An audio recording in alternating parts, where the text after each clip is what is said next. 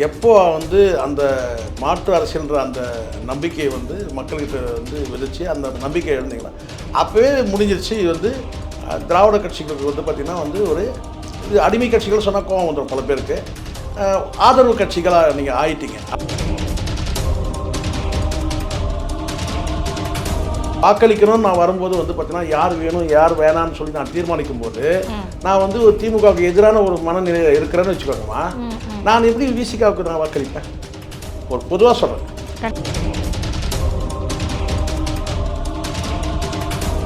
மத்திய அரசை எதிர்த்து ஆர்ப்பாட்டம் போராட்டம் பண்ண அளவுக்கு மாநில அரசை வந்து பார்த்திங்கன்னா வந்து ஒரு மென்மையான போக்கில் தான் இவங்க வந்து அணுகுனாங்க பல விஷயங்களில். இன்றைக்கி டேட்டுக்கு ஒரு 4 சீட்டு வாங்க முடியும். ஒரு 200 கோடி வந்து எதுக்காக? இந்த தொகுதி செலவுக்காக வாங்க முடியும். ஆனால் இது எல்லாத்தையும் தியாகம் பண்ணிவிட்டு கொண்டு போயிட்டு கட்சியை கொண்டு போய் இணைச்சி என்ன கிடைச்சது சரத்குமாருக்குன்னு கேட்டிங்கன்னா கோயிலில் கொடுக்குற அந்த உண்டகட்டி தான் கிடச்சிது. மீண்டும் யாருக்கு வாய்ப்பு வழங்கப்படும்? சிந்தனை செல்வனுக்கு கொடுங்க, எஸ்எஸ் பாலாஜி கொடுங்க, அதே தொகுதி கொடுங்க, அடுத்து ஆலூர் ஷானவாஸுக்கு கொடுங்க. இப்படி தானே ஆகிடுது. இது வந்து அது அப்போ வந்து அங்கே என்ன ஜனநாயகம் இருக்குது?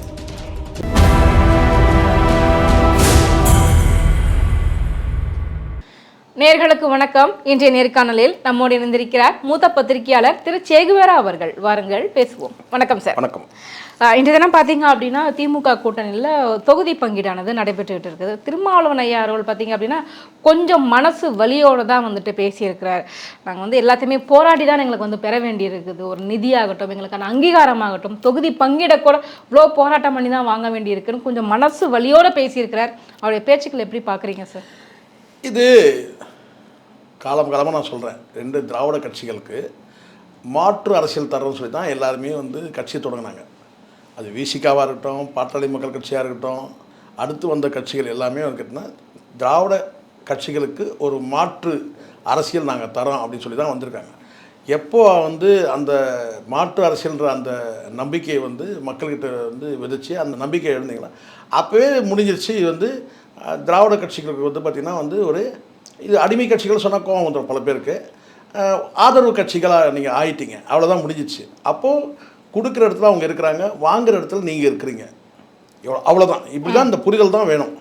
அது நான் குறிப்பிட்டு விசிக்கான்னு நான் சொல்ல, அது என்ன பாட்டாளி மக்கள் கட்சியாக இருக்கட்டும், எந்த கட்சிகள், அதாவது எந்த கட்சியெல்லாம் வந்து திராவிட இயக்க திராவிட கட்சிகள் 2 கட்சிகளுக்கும் வந்து மாற்று அரசியல் நாங்கள் தரோம்னு சொல்லி வந்தவங்க அத்தனை பேருமே வந்து அப்படி தான் ஆயிட்டாங்க, ஆதரவு இயக்கமாக ஆகிட்டாங்க. எக்ஸப்ட்டு நாம் தமிழ், அவங்க மட்டும் இன்னும் வந்து பார்த்தீங்கன்னா பிடிவாதமாக நிற்கிறாங்க, ஒரு கொள்கை கோட்பாடு தத்துவங்களோடு நிற்கிறாங்க.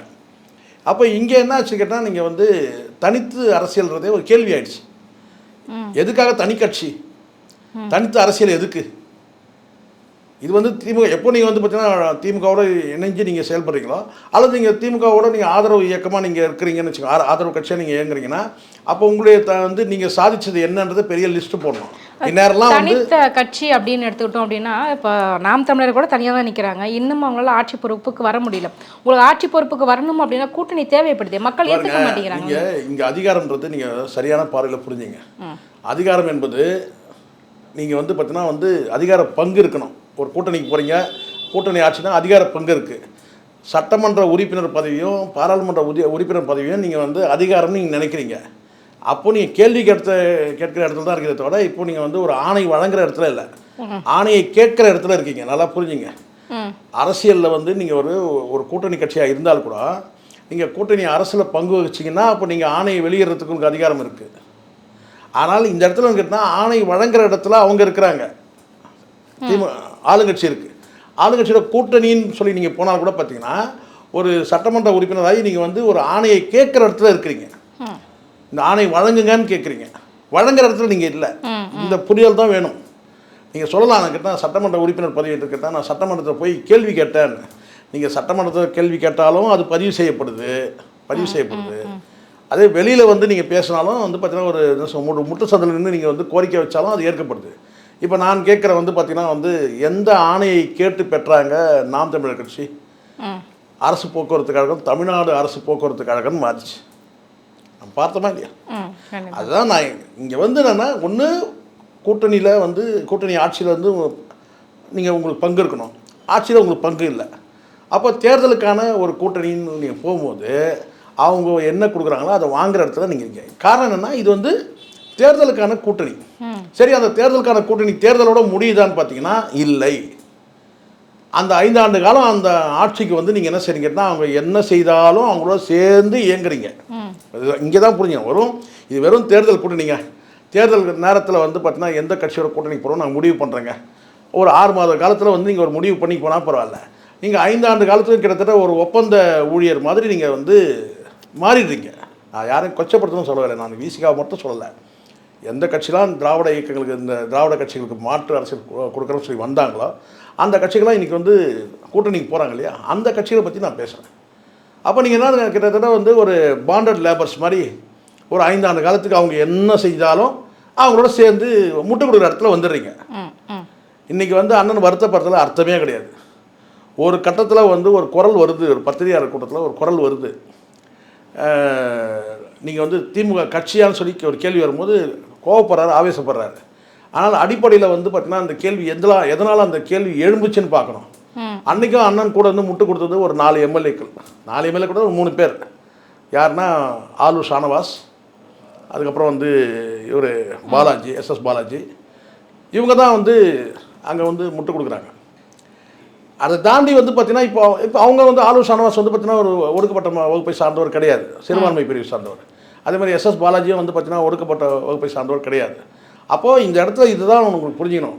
ஒரு ஒடுக்கப்பட்ட மக்களுக்கான ஒரு கட்சி வந்து 6 சீட்டு வாங்கி 4 சீட்டு தான் ஜெயிக்கிறாங்க. அதில் 3 பேர் வந்து பார்த்தீங்கன்னா வந்து தலித் அல்லாதவர்கள். அப்போது இதுதான் நீங்கள் வந்து புரியும். அந்த மக்கள் வந்து கேட்குறதுலையோ வந்து ஒரு உரிமையோட அண்ணன் மீது கோவப்படுறதுலையோ வந்து தப்புன்னு சொல்ல முடியாது. விசிகா வந்துட்டு நாங்கள் வந்து வெறும் ஒடுக்கப்பட்ட மக்களுக்கான ஒரு கட்சி, பட்டியலின மக்களுக்கான ஒரு கட்சி அப்படின்னு சொல்லிட்டு எங்கேயுமே அவங்க வந்து தங்களை முன்னிலைப்படுத்திக்கல. அவங்க வந்து நாங்கள் எல்லோருக்குமான ஒரு கட்சி அப்படின்னு என்ன சொன்னாலும் இது வந்து மக்கள் வந்து இப்படி ஒரு போர்வையை போட்டு மூடி ஏமாற்ற முடியாதுமா. எப்படி இப்போ தான் பாட்டாளி மக்கள் கட்சி யாருக்கான கட்சி? வன்னியர்களுக்கான கட்சி தான் அது. இல்லை எங்களுக்கு மக்கள்கிட்ட நம்ம வந்து ஒரு உண்மையை பேசணும், நேர்மையாக பேசணும். நீங்கள் என்ன தான் சொன்னாலும் வந்து பார்த்தீங்கன்னா இது வந்து நீங்கள் சொல்லலாம், அண்ணனுடைய செயல்பாடுகள் நீங்கள் சொல்லுங்கள். அவர் வந்து தலித் மக்களுக்காக இல்லைங்க, அவருடைய குரல் வந்து தலித் அல்லாத மக்களுக்கும் கூட அவர் வந்து குரல் கொடுப்பாருன்னு சொல்லுங்க, அது ஒத்துக்கலாம். ஆனால் விசி கட்சின்றது விடுதலை சிறுத்தைகள் கட்சி என்பது அது எதை நோக்கி அந்த அரசியல் நகர்த்துது, எதை நோக்கி பயணிக்குது அரசியல், யாரை தூக்கி சுமக்குது? ஒடுக்கப்பட்ட மக்களுக்கு. அண்ணனுடைய செயல்பாடு நீங்கள் சொல்லலாம். அண்ணனுடைய தலித் அல்லாதவர் கொடுத்து அண்ணன் நேசிப்பாங்க. யாருமே குரல் கொடுக்காத ஒருத்தங்களுக்காக வந்துட்டு நம்ம குரல் கொடுப்போம் அப்படின்றதுனாலயே வந்துட்டு அப்படியே முத்திரை தேவையா? நீங்கள் நான் சொல்கிறது முத்திரைன்னு இல்லைப்பா, இது எல்லாருக்கும் தெரிஞ்ச உண்மையை தான் நான் சொல்கிறேன். நான் முத்திரை குத்த விரும்பல. அண்ணனுக்கெல்லாம் முத்திரை குத்த முடியுமா யாராச்சும்? அப்படிங்களா? அது கிடையாது. ஆனால் அவருடைய செயல்பாடு வந்து பார்த்தீங்கன்னா வந்து எல்லா மக்களுக்கான தலைவராக வந்து அவர் இருந்தால் கூட, ஆனால் விசிகான்ற ஒரு அந்த தலைவராக நீங்கள் வந்து பார்த்தீங்கன்னா அந்த கட்சியும் சரி அந்த தலைவரும் சரி ஒடுக்கப்பட்ட மக்களுக்கு அந்த இதை சொன்ன அந்த ஒரு பெரிய வந்து ஒரு எழுச்சியிலேருந்து வந்தவர் தான். ஒடுக்கப்பட்ட மக்களுக்கான எழுச்சி தான் விசிகா. அதை தலைவராக வந்து எழுச்சி தமிழர் இருக்கிறாருன்றதுல சந்தேகமாக கிடையாது. ஆனாலும் அதை கடந்து வந்து பார்த்திங்கன்னா வந்து ஒரு வெகுஜன மக்கள்கிட்ட வந்து கேட்டால் ஒரு பார்வைன்னு ஒன்று இருக்குல்ல, அண்ணன் திருமாவன்றது ஒரு பார்வை இருக்குல்ல, ஒரு நல்ல மனிதர், ஒரு நல்ல தலைவர், அது வந்து பார்த்திங்கன்னா சீட்டுகள் பெற உதவாது. இப்போ நான் கூட சொல்கிறேன் நான் தலித் அல்லாதவன் தான், எந்த சமூகன்றது தேவையில்ல, அவசியம் இல்லை, நான் தான். ஆனால் நான் வந்து பார்த்திங்கன்னா அண்ணன் மரியாதைக்குரியவர், என் மரியாதைக்குரியவர் தான். அப்போது இது வந்து பலனளிக்குமா நான் கேட்குறேன். வாக்களிக்கணும்னு நான் வரும்போது வந்து பார்த்தீங்கன்னா யார் வேணும் யார் வேணான்னு சொல்லி நான் தீர்மானிக்கும் போது நான் வந்து ஒரு திமுகவுக்கு எதிரான ஒரு மனநிலையில் இருக்கிறேன்னு வச்சுக்கோங்கம்மா, நான் எப்படி விசிகாவுக்கு நான் வாக்களிப்பேன்? ஒரு பொதுவாக சொல்கிறேன், எனக்கு ஒரு பார்வை இருக்கல, அரசியல் பார்வை, அது எனக்கு திமுக எதிராக இருக்கதான் வச்சுக்கும். ஒரு வார்த்தைக்காகவே நான் சொல்கிறேன், இல்லை அது நீங்கள் நிஜம் நினச்சாலும் பரவாயில்ல. அப்போ நான் திமுக எதிராக வாக்களிக்கும் போது கேட்டால் நான் எப்படி விசிகா வேட்பாளர் என்னுடைய தொகுதியில் இருந்தாங்கன்னு வச்சுங்க, நான் எப்படி வாக்களிப்பேன்? இப்போ புரியுதுங்களா? இதுதான் இந்த பார்வையில் வந்து பார்த்தீங்கன்னா ஏற்கனவே ஒரு அதிருப்தி இருந்ததுன்னா அந்த அதிருப்தி நீங்கள் தூக்கி சுமக்குறீங்க. இதே நீங்கள் வந்து நீங்கள் தேர்தல் நடத்த கூட்டணி பார்த்துக்கலாம்.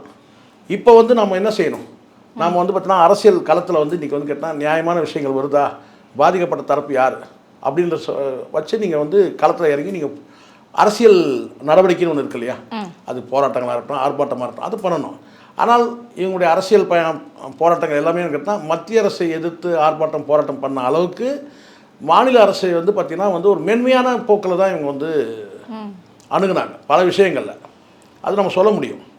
அப்போது எல்லாத்தையும் எதுக்காக சகிச்சுக்கிறாங்க? கொடியேற்ற விடலை, அது இல்லை, இதை பல சர்ச்சைகள் இருக்குதான். ஆனால் எதுக்காக வந்து இவங்க வந்து சகிச்சுக்கணும்? தேர்தல் நேரத்தில் நம்ம வந்து சீட்டுகள் பெறக்கூடிய இடத்துல நம்ம இருக்கிறோம் அப்படின்றது தான். இதே நீங்கள் வந்து இது வரும் கூட்டணி தேர்தல், அந்த தேர்தல் நேர கூட்டணி மட்டும்தான். மற்ற நேரங்களில் விசிகா வந்து அரசியல் முன்னெடுப்புகளை தொடர்ந்து செய்யும் அப்படி இருந்தீங்கன்னா அவங்களுக்கான அந்த அந்த உரிய அந்த கௌரவம் வழங்கப்படும். இப்போ நீங்கள் என்ன செய்றீங்க? மொத்தமாக பெண்ட் ஆகி போயிட்டீங்க. அப்புறம் பெண்ட் ஆகிட்டவருக்கு அவ்வளோதானே. ஒரு முறை வந்து பார்த்திங்கன்னா வந்து வளைஞ்சிச்சுன்னா அவ்வளோதானே. அப்போ இந்த இடத்துல வந்து இப்போ அவங்க கொடுக்குற இடத்துல இருக்கிறாங்க, நீங்கள் வந்து பெறக்கூடிய இடத்துல இருக்கிறீங்க.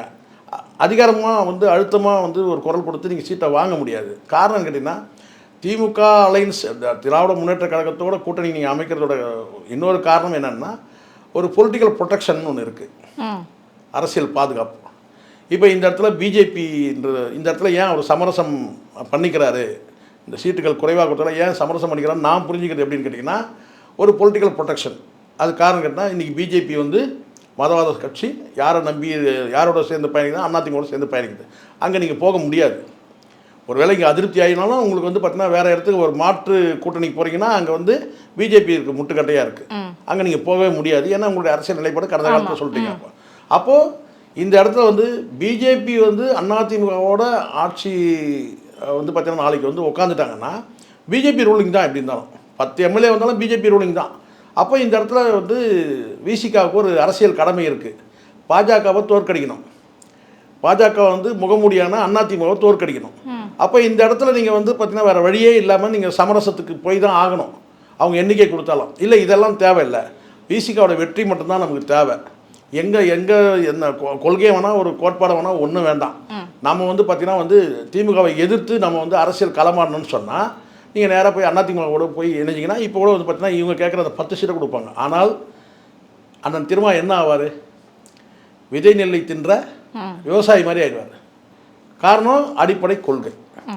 ஒட்டுமொத்தமாக அந்த கொள்கையை தார வாத்துட்டு கொள்கையை மறந்துட்டு இது நேராக வந்து சீட்டுக்காக வந்து அதிமுகவில் ஐக்கியமானார்னா இன்றைக்கி பாட்டாளி மக்கள் கட்சியோட நிலைமை என்ன? அதே நிலைக்கு தான் தள்ளப்படுவார். அப்போ அந்த இடத்துல போராளி திருமாவளவன் என்ன ஆகிடுவார்? வியாபாரி திருமாவளவன் தான் ஆகிடுவார். அதனால் இப்போ வந்து அந்த சமரசத்துக்கு வர இதை வந்து கட்சியினர் வந்து புரிஞ்சுக்கணும். எந்த கட்சியினர் புரிஞ்சுக்கணும்? இது எனக்கு தெரிஞ்ச விஷயத்த நான் சொல்கிறேன். திருமாவளவன் வந்து போராளி திருமாவளவனாக இருக்கணுமா? நீங்கள் சொல்லுவீங்க போராளி திருமாவளவன் என்னங்க அங்கே போய் சீட்டுக்கு போயிட்டு கெஞ்சிகிட்டு இருக்காருங்க. இது வந்து இன்றைக்கி ஏற்படுத்திக்கிட்டு கிடையாது. கலைஞர் காலத்துலேருந்தே வந்து அந்த கூட்டணி விசுவாசம்ன்றது அவர் தனக்குத்தானே போட்டுக்கிட்ட ஒரு வேலி. அதுக்கு காரணம் பொலிட்டிக்கல் ப்ரொடெக்ஷன், அரசியல் பாதுகாப்புக்காக அவர் தனக்குத்தானே ஒரு வேலியை போட்டுக்கிட்டாரு. இப்போ அந்த வேலியிலிருந்து அவரால் வந்து உடச்சிக்கிட்டு வெளியெல்லாம் வர முடியாது. வந்தாலும் பாதுகாப்பு கிடையாது. அதனால் வெளியிலேருந்து ஒரு 4 எம்எல்ஏ சீட்டுக்காக ஆசைப்படுறவங்க வந்து கத்துறான்லாம் நம்ம ஒன்றும் செய்ய முடியாது. இந்த இடத்துல அவருக்கு உள்ள அந்த ஏற்கனவே வழங்கப்பட்ட அந்த சீட்டை வந்து குறைக்காமல் இருந்தாலே வந்து அது சரியாக இருக்கும். ஒரு இடத்துல ஒரு விஷயம் நான் உங்களுக்கு சொல்கிறேன் பாருங்கள்.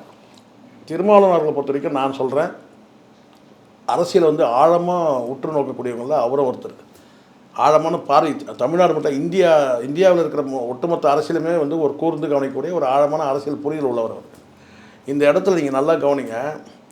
மற்ற ஸ்டேட்டுகள்லாம் நீங்கள் பாருங்கள். மற்ற ஸ்டேட்டுகளில் எல்லா தலித் தலைவர்களையும் வந்து பார்த்திங்கன்னா ஏதாவது ஒரு வகையில் மழுங்கடிச்சிருப்பாங்க. நீங்கள் யாரை வேணும் நீங்கள் எடுத்துக்க. மாயாவதி ஒரு காலத்தில் அவங்க ஆட்சி அமைச்சாங்க, முதலமைச்சர். என்ன ஆனாங்க பாருங்க. இன்றைக்கி சொல்லிக்கிற அளவு கூட இல்லை. ஒட்டுமொத்தமாக நீங்கள் கட்சி வந்து வளர்ச்சி அடைஞ்சிருக்கு. என்ன சொன்னால் அண்டை மாநிலங்களில் கூட வந்து விசிகாவுக்கு வந்து ஒரு அடையாளம் இருக்கிற அளவுக்கு கட்சியை வந்து கொண்டு வந்திருக்கிறார். ஒடுக்கப்பட்ட மக்கள் மத்தியில் அந்த கட்சியை வந்து ஆந்திராவில் இருக்குது, கேரளாவில் இருக்குது, இப்படி வளர்ந்து வந்திருக்கு. அப்போது சட்டமன்ற உறுப்பினர்கள் வந்து பெற்றால்தான் வந்து அரசியல் கட்சி வந்து வளர்த்துருக்க முடியுமான்றதெல்லாம் கிடையாது. ஆனால் அதுக்காக தேவையில்லைன்னா தேவை தான். ஏன்னா இது அதிகாரமாக நினைக்கிறாங்க. விசிகாவில் இருக்கிறது சட்டமன்ற உறுப்பினர் பதவின்றது ஒரு அதிகாரம் கொண்ட பதவி. சட்டமன்றத்தில் நம்ம கேள்வி கேட்க முடியும், நம்ம அரசுக்கு அழுத்தம் தர முடியும் அப்படின்னு ஒரு எண்ணத்தில் இருக்கிறாங்க. அப்போ அந்த ஒரு நெருக்கடி வருது. என்னென்னா போனது ஏன்னா அங்கே உட்கட்சி பிரச்சனை ஒன்று இருக்குல்ல. ஒரு முறை பேசும்போது அந்த திரும்ப ஒரு மீட்டிங்கில் பேசும்போது அங்கே கட்சியோட கூட்டத்தில் பேசும்போது சீட்டுன்னு கேட்குறீங்கப்பா, சீட்டுன்னு கேட்குறீங்க, கொடுக்குற சீட்டில் நம்ம ஜெயிக்கணும்ல.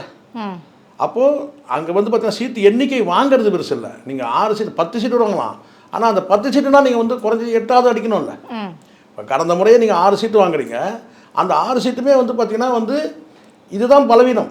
6 சீட்டும் வென்று இருக்கணும்.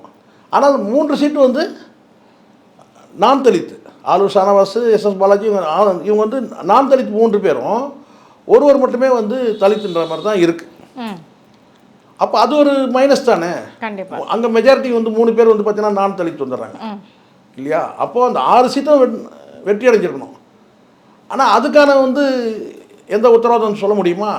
சீட்டு கேட்குறவங்கள இல்லை சீட்டு கேட்டு வந்து முண்டி அடிக்கிறாங்கல்ல, முரண்டு பிடிக்கிறாங்கல்ல.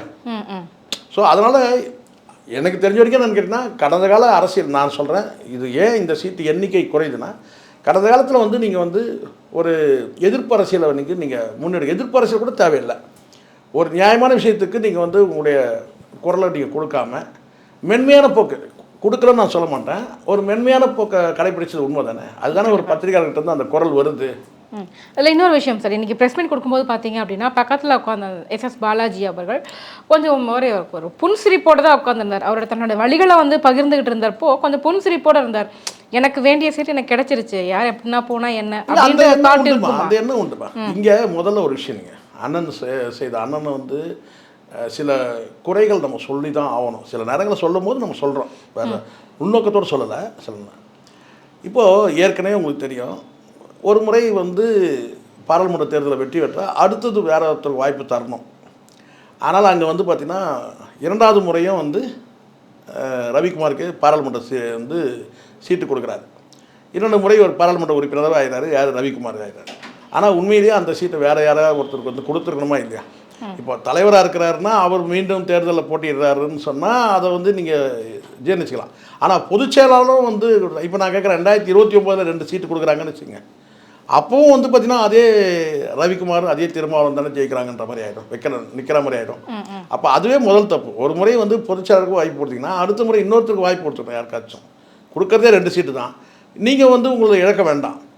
அடுத்து வந்து ஒருத்தர் கொடுக்கலாம். இப்போ ராமதாஸ் நீங்கள் எடுத்துக்கிட்டிங்கன்னா அவருக்கு வந்து எண்ணிக்கை வழங்கும்போது தலித் எழில்மலைன்னு ஒருத்தருக்கு வந்து முதல் வாய்ப்பு கொடுத்தார், பாராளுமன்ற உறுப்பினராக, ஏன் அமைச்சராகவே ஆனார் அவர். அந்த மாதிரி நானே சொல்கிறேன், நீங்கள் உங்கள் கட்சியிலே இருக்கிறவங்களுக்கு அடுத்தவங்களுக்கு வாய்ப்பு கொடுங்க. நீங்கள் தலைவராக இருக்கிறீங்க, நீங்கள் சொல்லலாம், என்னென்னு கேட்டால் நான் தலைவராக இருக்கிறேன், நான் வந்து தொடர்ந்து இருப்பேன், அடுத்த வாய்ப்பு வரும்போது இன்னொருத்தர் கொடுத்துருந்தோம். ஆனால் அந்த அடுத்த வாய்ப்பையும் வந்து பார்த்திங்கன்னா ரவிக்குமாருக்கே 2வது முறை கொடுத்தாரு. அப்போவே வந்து ஒரு அதிருப்தியானது உண்மை தான் கட்சி மட்டத்தில். இப்போ எஸ்எஸ் பாலாஜி இவங்கெல்லாம் நீங்கள் எடுத்துக்கங்களேன், இவங்கெல்லாம் வந்து நீங்கள் சமுதாய அடிப்படையில் கொடுக்குறீங்களா இல்லை அது ஏதோ எந்த அடிப்படையில் நீங்கள் கொடுக்குறீங்கன்றதே ஒரு கேள்வி தான் வச்சுக்கங்களேன். சரி கொடுக்குறீங்க, இப்போ அடுத்த முறை கொடுக்கும்போது நீங்கள் மாற்றணும்ல. ஆனால் அடுத்த முறை மாற்றும் போது உங்களுக்கு நேர்தல் என்னென்னு கேட்டிங்கன்னா, இவங்க அந்த சட்டமன்ற தொகுதியில் வந்து ஏற்கனவே நின்று வேலைகள்லாம் செஞ்சுருப்பாங்க. இப்போ ஆலூர் ஷானவாஸ் எடுத்துங்க, இப்போ நாகப்பட்டினத்தில் அவர் நின்று இருக்காருன்னா அவர் வந்து அந்த தொகுதியில் வந்து வேலைகள் செஞ்சுருப்பார், ஒரு நல்ல ஒரு பேர் இருக்கலாம், மதிப்பு இருக்கலாம், மரியாதை இருக்கலாம். இப்போ அந்த இடத்துல வேறு ஒருத்தருக்கு சீட்டு கொடுத்தாலும் சரி, அது வேறு தொகுதி வாங்கி சீட்டு கொடுத்தா கூட ஒரு அந்த எந்த சந்தேகம் வராது, தோல்வி குறித்தோ வெற்றி குறித்தோ ஒரு பெரிய சந்தேகம் எதுவும் வராது. ஆனால் இப்போ வந்து நான் கேட்டிங்கன்னா அந்த தொகுதியில் ஆலூர் ஷானவாஸ் நின்ற தொகுதியாக இருக்கட்டும், அல்லது எஸ்எஸ் பாலாஜி நின்ற திருப்பூர் தொகுதி எங்கே இருந்தாலும் மாற்றி கொடுக்கும்போது அது வெற்றி வாய்ப்புன்றது சாத்தியப்படாது. அப்போ இவங்களுக்கே மீண்டும் கொடுப்போம். அப்போ மீண்டும் அவங்களுக்கே வாய்ப்பு கொடுத்தீங்கன்னா அப்போ கட்சியில் இருக்க மற்றவங்களுக்கு அதிருப்தி வருமா வராதா? கண்டிப்பாக. இப்போ புரிஞ்சுக்கிட்டீங்களா? இதுதான் அங்கே அதிருப்தி வர்றதுக்கு காரணம் கட்சியோட தலைமையோட பிரச்சனை. தலைமைன்னா நான் திருமாவளவன் அவர்கள் மட்டும் நான் சொல்லலை, மற்ற நிர்வாகிகளும் சேர்ந்து செய்யக்கூடிய தவறு தான் இது. இந்த முறை இவருக்கு வாய்ப்பு கொடுத்து அடுத்த முறை வாங்க, ஏன்னா நீ வாங்குறதே 6 சீட்டு வாங்குறீங்கன்னா அந்த 6 சீட்டும் ஏற்கனவே நின்னவங்களே திருப்பி நீங்கள் கொடுத்தீங்கன்னா அப்போ என்ன ஆகும்? கண்டிப்பாக சார், அப்போ அந்த இடத்துல மாறணும்ல. அது அப்போ ஒரு சிறிய கட்சி நீங்கள் வந்து அடுத்தவங்களுக்கு வாய்ப்பு தரணுன்றது கேட்குறது தவறு இல்லையே. அது நீங்கள் யார் வேணால் நீங்கள் நிற்க வைங்க, நமக்கு அதை பற்றி நமக்கு அந்த கேள்வி இல்லை. ஒரு முறை வாய்ப்பு வழங்காச்சு. இப்போ ரவிக்குமாருக்கு வந்து வாய்ப்பு, இப்போ நான் பார்க்குறேன் மீண்டும் யாருக்கு வாய்ப்பு வழங்கப்படும்? சிந்தனை செல்வனுக்கு கொடுங்க, எஸ்எஸ் பாலாஜி கொடுங்க, அதே தொகுதி கொடுங்க, அடுத்து ஆலூர் ஷானவாஸுக்கு கொடுங்க. இப்படி தானே ஆகிடுது இது வந்து. அது அப்போ வந்து அங்கே என்ன ஜனநாயகம் இருக்குது? இப்போ புரியுதுங்களா? இது வந்து போலி ஜனநாயகம். எல்லா அரசியல் கட்சிகளும் ஜனநாயகம் பேசுவாங்க, ஆனால் அந்த ஜனநாயகன்றதுலாம் வந்து ஒரு பம்மாத்து வேலை. கண்டிப்பாக. இன்னொரு பக்கம் பார்த்தீங்க அப்படின்னா திரு சரத்குமார் அவர்கள் பார்த்தீங்க அப்படின்னா கொஞ்சம் ஒரு மனசு வலியோட தான் பேசியிருக்காரு அவரும். நான் வந்து சமத்துவ மக்கள் கட்சியை வந்து பாஜக கூட நினச்சி 2 வருஷம் ஆகுது, இன்னும் எனக்கான அங்கீகாரம் கிடைக்கல அப்படின்னு கொஞ்சம் ஃபீல் பண்ணி பேசியிருக்கிறாரு. இவருடைய கண்ணோட்டத்தை எப்படி பார்க்குறீங்க சார்? இல்லை, எனக்கு என்னென்னா பாவம் உள்ளபடியே இன்றைக்கி உள்ள அரசியல் பார்வையில் நான் பார்க்குறேம்மா. எனக்கு வந்து சரத்குமார் மீது அதிருப்தியாக அது எனக்கு யார் மேலேயும் எனக்கு வன்மமும் கிடையாது. என்ன அதனால தான் ஃப்ரீயாக பேசுகிறதுக்கு காரணமே என்ன, ஃப்ரீயாக மீன்ஸ் நான் நீங்கள் ஏதாவது தப்பாக புரிஞ்சுக்கிறீங்க. ஏன் ஃப்ரீயாக தான் பேசுகிறேன்.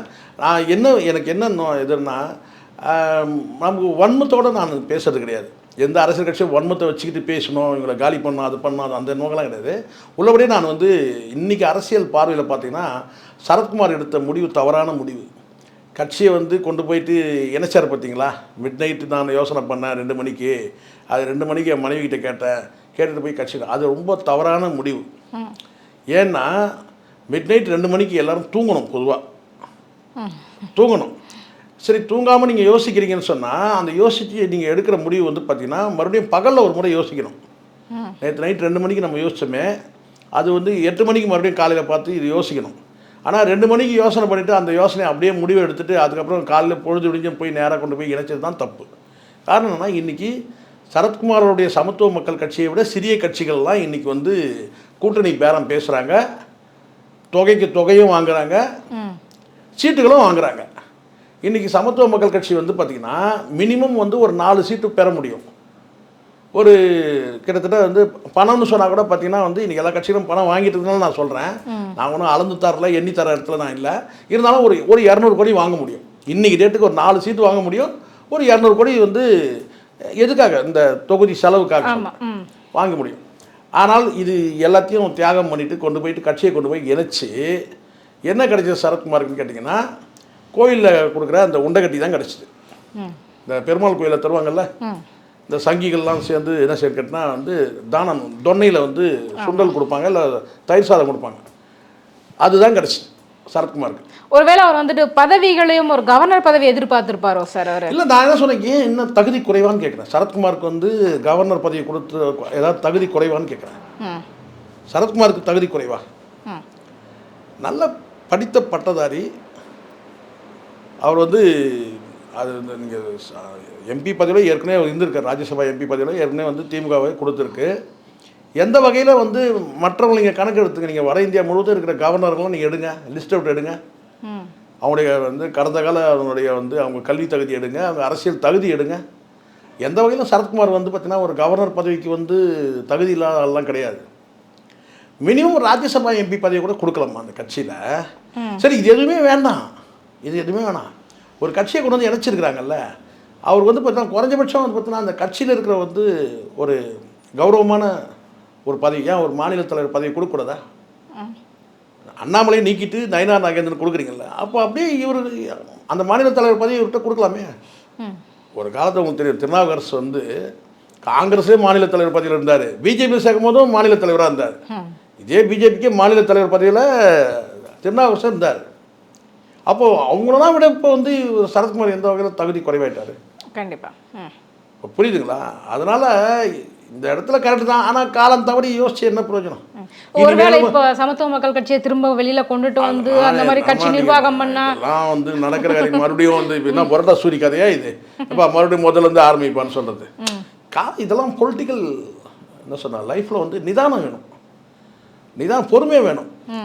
அவசரமாக வேகமாக ஒரு முடிவு எடுக்கக்கூடாது. ரெண்டாவது வந்து கடந்த காலத்தில் சரத்குமார்லாம் ரொம்ப மோடிக்கு வந்து ரொம்ப சொம்படிச்சதெல்லாம் அவங்களுக்கு தெரியுமே.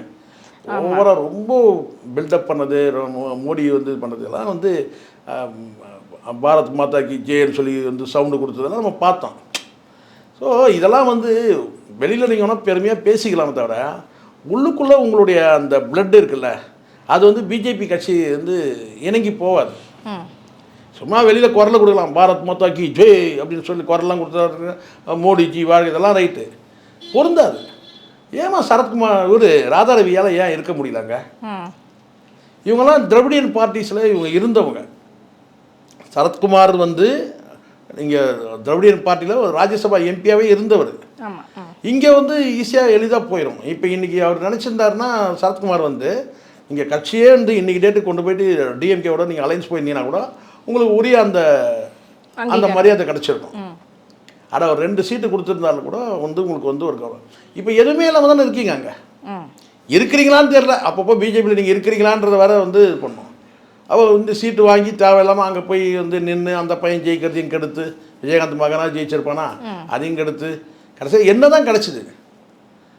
உங்களுக்கு உரிய அந்த அங்கீகாரம் கிடைக்கலன்றது கரெக்ட். அந்த மரியாதை இல்லைல்ல.